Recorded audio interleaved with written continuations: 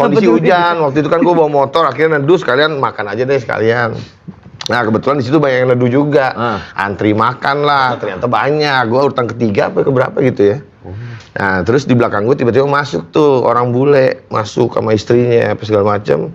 Udah pas bagian gue udah mau ngobrol sama si tukangnya di depan, gue batuk. Terus gitu. Terus bule ngedumel. Boleh gue? Itu coba gimana? Yes. Boleh coba gimana?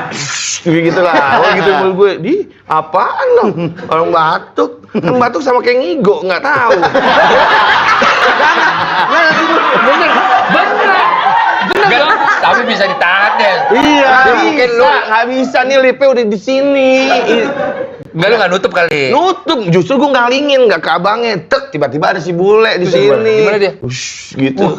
Wow, gue bilang galak anjing. Lu marah? Marah pakai bahasa Inggris dong. Gue marah. Mau pakai bahasa Inggris juga. Coba. Kan sempat lu bahasa Inggris kan Iya, sempat bahasa marah. Iya. Why?